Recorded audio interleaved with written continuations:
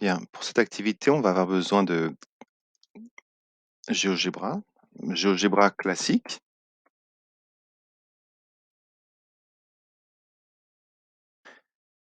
Dans cette version de GeoGebra classique, on va avoir besoin du tableur. Donc, je vais chercher dans les 3 petits points, la partie, attention, je vais bouger ça, affichage. J'ai pas besoin de l'algèbre. Je vais avoir besoin du graphique et je vais avoir besoin du tableur. Très bien.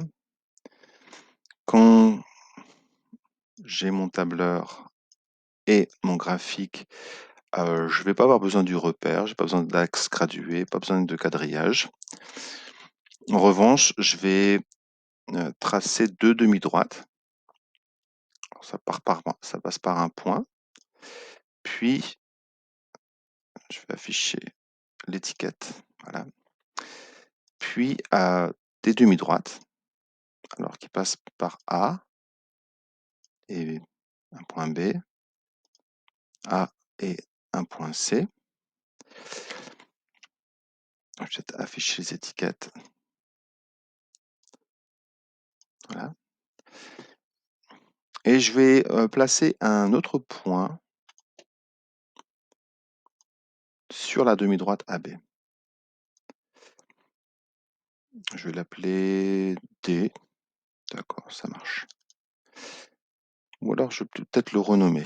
Tiens, renommer, je vais l'appeler M, le point M. Enfin, je vais tracer le segment AB. BC, pardon, le segment BC. Voilà. Et tracer la droite parallèle à BC qui passe par M. Alors, je vais vous expliquer pourquoi. Parallèle. Alors, à ce point, cette droite BC est passant par M. Et le point d'intersection ici, alors, point d'intersection ici, je vais l'appeler N.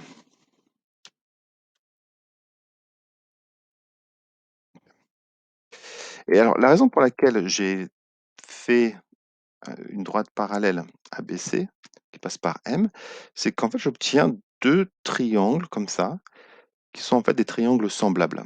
En anglais, on dit similar triangles. Ils ont la même forme, sauf que l'un est un agrandissement de l'autre.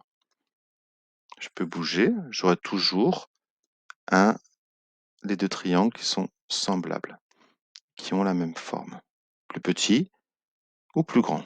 D'ailleurs, AMN est un agrandissement de ABC ou une réduction de ABC. Ce qui va m'intéresser ici, c'est les rapports des longueurs AB, AM, AC, AN et BC, MN. Alors, je vais je vais reporter ces valeurs dans mon tableur. Je vais par exemple taper AB, 4,17, et en dessous, je vais taper AM, parce que ça correspond à la longueur AM. C'est un peu la longueur AM, c'est la longueur qui correspond à la longueur AB, mais agrandie. De même, je vais désigner la longueur AC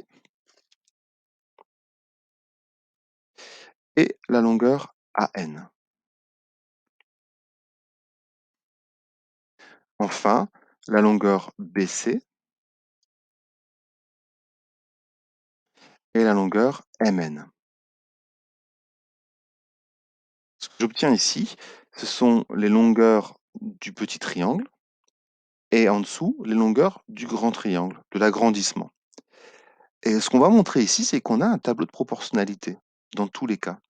C'est-à-dire que si je bouge comme ça mes valeurs, je vois ça change, je peux changer toutes les valeurs que je veux, mais j'aurai toujours un tableau de proportionnalité. Et pour voir si j'ai un tableau de proportionnalité, je peux faire le rapport de cette cellule divisé par cette cellule, c'est le coefficient de proportionnalité, ainsi que le rapport de cette cellule divisé par cette cellule, et le rapport de cette cellule divisé par cette cellule.